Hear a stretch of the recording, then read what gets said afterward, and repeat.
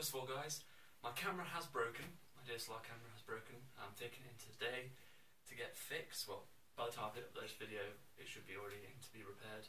Unfortunately, Jamie's not with me because our shifts are just all over the place and we haven't got time really to meet up and watch it and do all this. So just me today, and hopefully next week it should be all fine again. Hopefully. So yes, just watched the Battle of the Bastards, episode 9 of Game of Thrones. Decent episode. We've been building up to this for friggin' ages, and it doesn't disappoint. It's decent. It's judged by the same guy that did Hard Home. It's a very, very good episode in the way that, I mean, Joe was right in the sense that the Marine thing happens at the start of the episode. It's very short, gets straight to the point. It's sort of, they've got to sort of get the masters that lead the assault. They've got to destroy their will, destroy the will of the soldiers on the boats that are attacking Marine. You get a nice cool sequence with the flaming catapults, aren't they, essentially like trebuchets, crashing into the city. You see people below, like, getting destroyed. And so basically, Khaleesi, she gets dragons. She goes off, and I thought at first I was like, oh no, don't destroy all the ships. But no, they just burn one ship just to show the power and dominance, and she rides pretty well. I thought she was going to be like riding it, and then as soon as they get to the location, be like, now, how do you make it fire? You know, poking it, trying to poke him to try and get him to fire with fire breath. Yeah, it was just funny the way they all of them sort of on the ships like, ooh. But then again, surely by the time because there's three of them burning the ship, it just seemed to take them ages. Surely they could have like, I assume the trebuchet things probably swivel on the boats, possibly, I don't know. So they could have turned and fired at the dragons because they were pretty stationary. I mean, obviously, if it was me, I would have jumped off ship and been like, screw this, I'm going home. But I mean, they could have at least tried to attempt to shoot down a dragon, because they could have easily done it, because it was just floating there, hovering. But Grey Worm kills two of the masters. Leaves one dude who's kind of a bit apparently an outsider, so he's like kind of probably bending more to their will. He seems pretty scared anyway. I mean, who wouldn't be with like 3 dragons and a crazy woman? So, but Marine is over quite quickly. The battle's over. Assumingly they all surrender because they have the ships. They talk about it. And then the fastest people in all of the series, Theon and Yara, finally get to Marine. Not finally, but you know, they're there. And they've got they move through the world a hell of a lot quicker than any other probably character, apart from probably Jon Snow, who just goes from castle to castle to castle in like one episode. But yeah, they're on board. I think Daenerys and Yara are going to become bezies, or some sort of strange love relationship. Doubtful, but it'd be cool if they did. And Theon's just, you know, sniffling thing because Tyrion remembers him from cracking jokes at him all the time. And they form an alliance due to mutual things of the fact that their homes have been taken, the Targaryens give them their homes, they want to be with them to get their homes back. Both fathers are douchebags, loads of different mutual things that they get along with. So they've got mutual interests, and they're going to form an alliance to, obviously, they'll help them as long as they take back the islands from Euron. Is it Euron? I think it's Euron? Yeah. I mean, Euron's useless. Means they're just showing up to the party, he's late to the party anyway. I mean, I don't know what impact he's going to do. Probably next season. But essentially, it's sort of scene where you just sort of, it's progressing them. Hopefully, next episode they'll leave, because like Tyrion's like, Daenerys is like, how do you have enough ships to get to Westeros? And Tyrion's like, slaver ships and the 100 ironborn ships. Yeah, we have enough. No, Tyrion, you do have enough. Sail for fucking Westeros already. Jesus! I'm waiting so long. So hopefully, end of episode 10, it'll be them sailing off into the distance. Anyway, let's get into the crux, the massive meaty chunk of this episode, which is the Battle of the Bastards. It starts off with Jon and Sansa meeting up with Ramsay. I was going to call him by his actor's name then. Meeting up with Ramsay, and sort of Ramsay wants them to surrender because they have not enough men. You know, what's the point?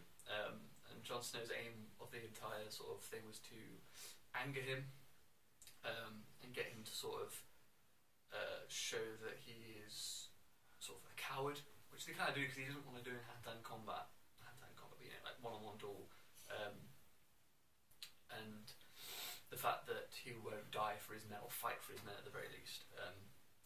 But Ramsay's obviously, he has all the cards essentially. He has Winterfell, he has Rickon, he has more men. He holds all the cards, and it's an interesting scene where they think they've got the upper hand on him. Well, Jon thinks he's got the upper hand on him, but Sansa's like, no, you haven't. He's a manipulator. This is what he does. This is his game.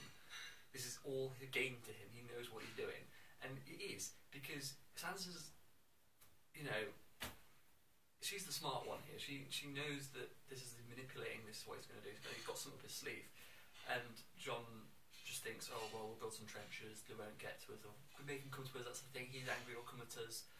No, of course he wasn't. Of course he wasn't. He's too smart for that. Anyway, before we get to that scene, there's an interesting scene with Tormund and Davos. They have a little bit of banter, but Davos finds the little horse figurine that he gave to. I can't remember her name now. I really should remember her name. But it's Sansa's daughter, and he's on a pyre, so he knows that he's seen it. It's not near Winterfell. It's not where the battle took place. It's sort of away from the. It's at their camp, so he knows there's something up. It's with the funeral prophecy where she got burnt at the stake, but he's sort of putting two and two together, and he sort of suspects the Red Woman. So it'll be interesting to see, hopefully next episode, some sort of confrontation between the Red Woman, Jon, Sansa, and Davos. That'd be quite cool. Yeah, just, I don't know, maybe he takes revenge on her. Who knows? Maybe we find out that she maybe pull the necklace off. I don't know. It'll be interesting to see that. And then finally we get to the battle on the morning of, because that's when they'd agreed to meet on the field of battle, the morning. And basically it all goes pear-shaped when Ramsay knew what he was doing. This is his plan all along, but it's to anger Jon Snow, get him to come forward.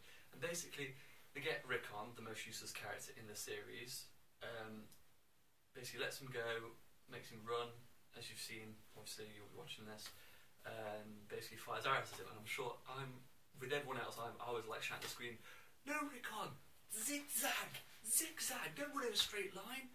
Oh, when he got like useless, absolutely useless. Poor Rickon, he does nothing. He just grows up and dies. It's rubbish. But it gets Jon out of formation. He comes running, try and get him. He gets killed. And he's in the middle of the field. I mean, realistically, what he should have done is took Rickon's body, gone back to the lines, held his ground. But that's not what he does. Anger overpowers him, and he charges straight at him. His horse gets taken down, and then this is the start of, I'm going to say, one of the best sequences I've seen in Game of Thrones. In fact, in loads of films and TV shows, this is one of the best sequences I've seen. It's so well done. Loads of CGI, but it was so cool. Like, all the horses are charging towards him. He puts his sword up, slash the first few horses, they probably just get mowed down. But then all the horses that charge from the lines are crashing together, and he's just on the floor. And it's like, it keeps close to his perspective. So it's like, he's in the middle, like, sort of, oh my god, what's going on? Like, trying to find things to kill, and people are just going flying everywhere, like horses flying off, people flying off their horses, arrows still coming down, spear, everything's kicking off, and it's just a really good sequence where he's just going through it, the motions, killing a few people. Like, there's a scene where one guy's just trying to go for one guy, and he gets massacred by a horse, and it's just a beautiful sequence. It's really well put together. I think I need to watch it again, but I'm pretty sure it's all one cut. There's no cuts. I think it's all one thing as it's going through. I could be wrong though. I think it was. It kept quite tight and it was quite fluid. But it's a decent battle. But it goes completely pear-shaped because the horse cavalry line.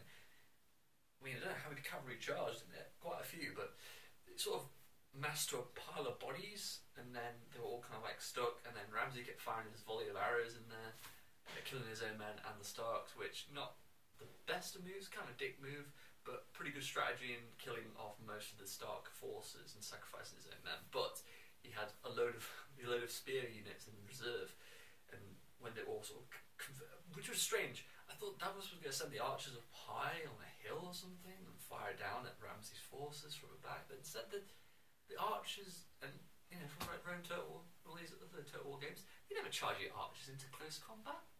You keep them at the back, firing arrows. But no, they all charge into the middle, spearmen surround them, and they start coming towards them, stabbing a few, coming towards them, stabbing a few, and yeah, it goes pear-shaped pretty fast. And the giant's pretty cool. The giant, there's a scene where he picks him up and goes, so cool. But it's really good. It's a really good sequence. The pile of bodies is like sort of back and come at I don't know the guy's name, but he comes over with his forces to try and destroy them from there, and then they sort of all wild in sort of panic, or like at least try and get over the bodies, try and get a bit of an advantage or charge at Ramsay. And that's a pretty cool scene because it made me feel so claustrophobic for Jon. It was the worst scene ever. Like, I felt so like when he was like getting trampled and like people on top of him, he couldn't breathe, and he was trying to clamber around. There's like a guy next to him that probably suffocated, got trampled to death, and he was trying to get out. And he still, when he got out, he was still crushed in between all these people, just trying to get away. And, it's horrible, horrible scene, but really powerful. And then it sort of shows obviously the Knights of the Eyrie come, it's like Theoden,